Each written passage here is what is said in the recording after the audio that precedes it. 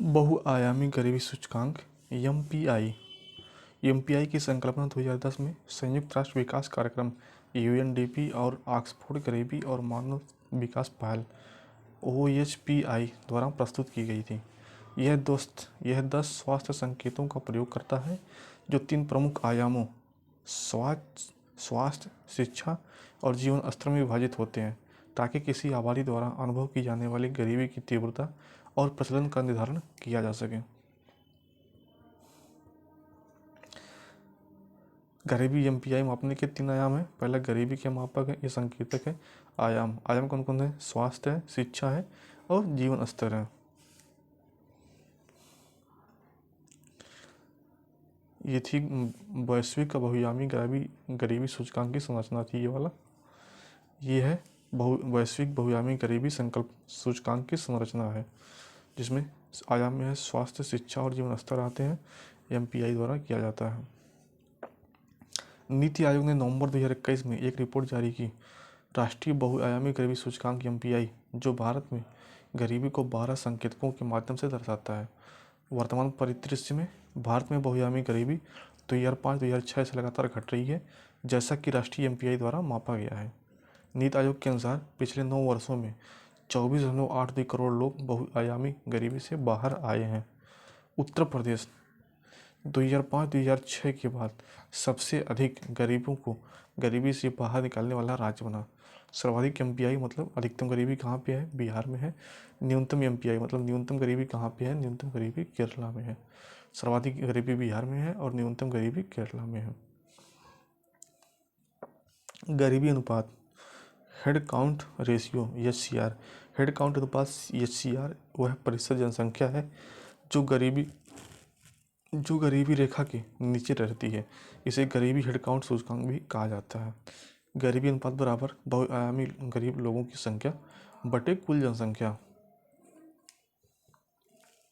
भुगतान संतुलन बीओपी। भुगतान संतुलन 2 प्रकार से होता है, एक चालू खाता, एक पूंजी खाता। चालू खातों में वस्तुओं का व्यापार, सेवाओं का व्यापार और आंतरण भुगतान रहता है, और पूंजी खाता में विदेशी निवेश एफडीआई जैसे एफपीआई और एटसेट्रा है, और बाहरी सहायता, जमा, उधार और अन्य प्रवाह होते हैं।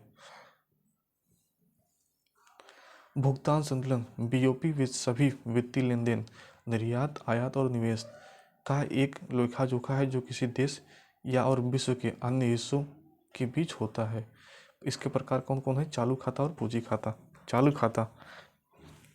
चालू खाता यह खाता देशों के बीच वस्तुओं एवं सेवाओं के बीच के सभी आय और व्यय को स्कैन करता है।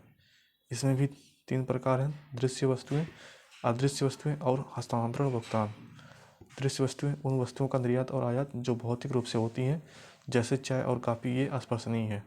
अदृश्य वस्तुएं उन सेवाओं का निर्यात और आयात जो भौतिक रूप में नहीं होती, जैसे शिपिंग, बैंकिंग आदि, ये स्पर्शनीय होती है।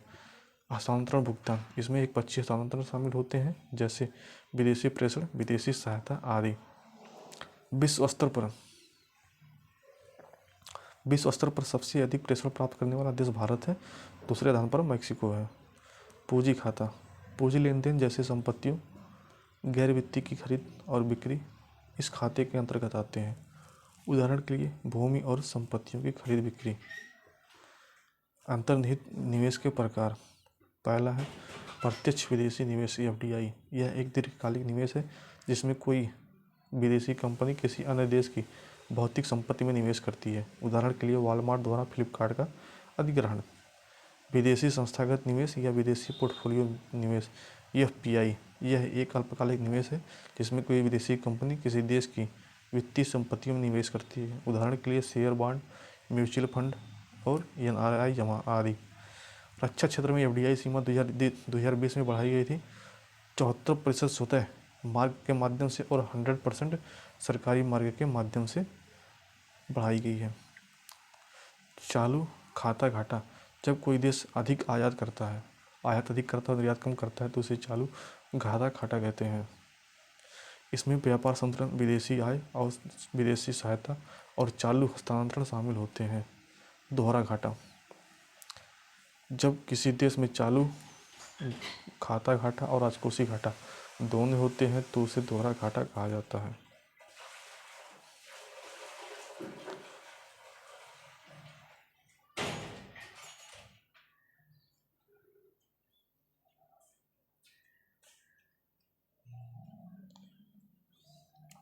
भुगतान संतुलन संकट,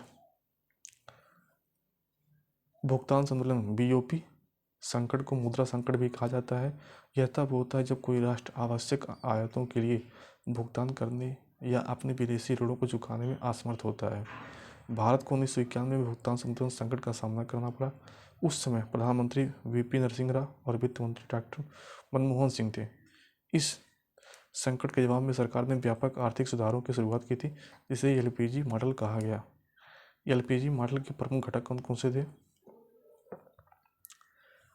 पहला था यल, दूसरा पी, तीसरा जी था। यल का मतलब होता है उदारीकरण और पी होता है निजीकरण प्राइवेटाइजेशन, जी होता है ग्लोबलाइजेशन। यल लिबरलाइजेशन मतलब उदारीकरण, औद्योगिक लाइसेंस परमिट राज्य को समाप्त करना और आयात शुल्क कम करना। पी मतलब निजीकरण मतलब प्राइवेटाइजेशन, सरकारी उद्यमों का निजीकरण जिससे दक्षता बढ़े और सरकार पर वित्तीय बोझ कम पड़े। जी ग्लोबलाइजेशन या वैश्वीकरण, व्यापार निवेश तकनीकी और संचार के माध्यम से देशों के बीच आर्थिक सामाजिक और सांस्कृतिक एकीकरण को बढ़ाया गया। विदेशी मुद्रा भंडार, विदेशी मुद्रा भंडार वे परिसंपत्तियां होती हैं जिन्हें देश के केंद्रीय बैंक या मौद्रिक प्राधिकरण द्वारा रखा जाता है ताकि आयात सुरक्षा प्रदान की जा सके और बाहरी आर्थिक झटकों से बचाव किया जा सके। विदेशी मुद्रा भंडार के 4 प्रमुख घटक हैं। पहला विदेशी मुद्रा परिसंपत्तियां हैं, दूसरा स्वर्ण भंडार, तीसरा विशेष आढ़त अधिकार जिसे कागजी सोना कहा जाता है। आईएमएफ में आरक्षित अंश स्थिति, प्रत्येक देश को आईएमएफ में न्यूनतम अनुदान सीमा बनाए रखना आवश्यक होता है। आईएमएफ में जितनी अधिक अनुदान सीमा होगी उतनी अधिक मतदान शक्ति होती है। एसडीआर की टोकरी में कौन कौन सी मुद्राएं शामिल हैं? अमेरिकी डॉलर है, यूरो है, जापान का येन है, चीन का युआन है और ब्रिटिश का पाउंड है। अंतर्राष्ट्रीय मुद्रा कोष और विश्व बैंक, इनका मुख्यालय वाशिंगटन डीसी में है। 1944 के ब्रेटन वुड्स सम्मेलन जिसे आधिकारिक तौर पर संयुक्त राष्ट्र मौद्रिक और वित्तीय सम्मेलन के रूप में जाना जाता है, 44 देशों और 730 प्रतिनिधियों का एक सम्मेलन था जिसके परिणाम स्वरूप आईएमएफ और विश्व बैंक की स्थापना हुई। इन दोनों को जुड़वा संगठन कहा जाता है, जुड़वा बहनें कहा जाता है इन दोनों को। इसके परिणाम स्वरूप अंतर्राष्ट्रीय पुनर्विकास और विकास बैंक आईबीआरडी की भी स्थापना हुई जो अब विश्व बैंक का हिस्सा है। आईएमएफ के शीर्ष ऋणग्राही कौन कौन है? पहला अर्जेंटीना है, दूसरा मिस्र है, तीसरा यूक्रेन है, चौथा पाकिस्तान है, पांचवा इक्वाडोर है। 2029-30 में अमेरिका में महामंदी आई थी। 2029-30 में अमेरिका में महामंदी आई थी। ले पाकिस्तान, भाई अपना तो आईएमएफ के साथ रोज का उठना बैठना है। नास्ट्रो और वास्ट्रो अकाउंट, नास्ट्रो मतलब हमारा। नास्ट्रो खाता एक बैंक खाते को संदर्भित करता है जो एक घरेलू बैंक विदेशी बैंक में विदेशी मुद्रा में रखता है। हमारा पैसा आपके बैंक में। इसका उपयोग अंतर्राष्ट्रीय लेन देन और व्यापार में किया जाता है। उदाहरण के लिए बैंक एक्स का बैंक वाई के साथ और बैंक वाई की घरेलू मुद्रा में एक खाता है। वास्ट्रो अकाउंट, वास्ट्रो मतलब आपका खाता एक बैंक को संदर्भित करता है जो एक विदेशी बैंक घरेलू बैंक में एक घरेलू मुद्रा में रखता है। हमारे बैंक में आपका खाता या पैसा। यह विदेशी बैंकों को घरेलू बाजार में लेन देन करने की अनुमति देता है। उदाहरण के लिए सिटी बैंक भारत की एचडीएफसी बैंक के साथ साझेदारी करता है और इंडियन रुपीज में खाता खोलता है। विनिमय दर तंत्र फेरा, विदेशी मुद्रा विनियमन अधिनियम 1973। इसका उद्देश्य भारत में विदेशी मुद्रा विनियमन प्रणाली को सुगम बनाना और सरल करना था। बाद में इस अधिनियम को समाप्त कर दिया गया और फेमा द्वारा प्रस्तावित कर दिया गया क्योंकि इसकी कठोर नीतियां भारत की आर्थिक प्रगति में बाधा डाल रही थी। फेमा विदेशी मुद्रा प्रबंधन अधिनियम 1999 भारत के विदेशी मुद्रा भंडार को बढ़ाने और विदेशी भुगतान तथा व्यापार को बढ़ावा देने पर केंद्रित था। महत्वपूर्ण आर्थिक शब्दावलियां, मूल्यह्रास, जब घरेलू मुद्रा का मूल्य घटता है तो इसी मुद्रा का अवमूल्यन कहा जाता है। यह विदेशी मुद्रा बाजार की मांग और आपूर्ति पर निर्भर करता है। मुद्रा अवमूल्यन का लाभ निर्यातकों को मिलता है क्योंकि उनकी वस्तुएं अंतर्राष्ट्रीय बाजार में सस्ती हो जाती हैं। मूल्य वृद्धि, यह घरेलू मुद्रा का मूल्य बढ़ता है तो इसे मुद्रा का मूल्यवर्धन कहा जाता है। यह बाजार की आपूर्ति और मांग पर निर्भर करता है। जब घरेलू मुद्रा की मांग बढ़ती है तो उसकी कीमत भी बढ़ जाती है। मूल्य ह्रास और मूल्य वृद्धि दोनों चल विनिमय दर फ्लोटिंग एक्सचेंज रेट प्रणाली के कारण होती हैं। देश की मुद्रा का मूल्य आपूर्ति और मांग के आधार पर बाजार द्वारा निर्धारित किया जाता है। मूल्य ह्रास, मूल्य ह्रास जब सरकार स्थिर विनिमय दर प्रणाली के तहत मुद्रा का अवमूल्यन करती है तो इसे मूल्य ह्रास कहा जाता है। यदि निर्यात की कीमतें समान अनुपात में बढ़ती हैं तो यह निर्यातकों के लिए फायदेमंद हो सकता है। पुनर्मूल्यांकन, जब सरकार स्थिर विनिमय प्रणाली के तहत मुद्रा का पुनर्मूल्यांकन करती है तो इसे पुनर्मूल्यांकन कहा जाता है। लॉरेंज वक्र, लॉरेंज वक्र एक ग्राफ होता है जो यह दर्शाता है कि किसी आबादी में आय या संपत्ति का वितरण कैसे होता है।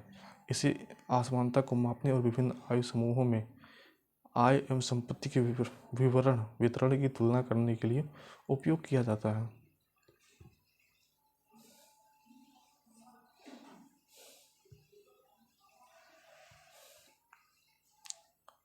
ये लॉरेंज वक्र है। गिनी गुणांक का उपयोग अर्थव्यवस्था में आय असमानता को मापने के लिए किया जाता है। ये बहुत इंपॉर्टेंट है। गिनी गुणांक का उपयोग अर्थव्यवस्था में आय असमानता को मापने के लिए किया जाता है। ये कम असमानता है, ज़्यादा असमानता और ये समता रेखा है 45 डिग्री। गिनी गुणांक 0 से 1 के बीच का मान होता है। 0 मतलब पूर्ण असमानता, 1 मतलब पूर्ण असमानता।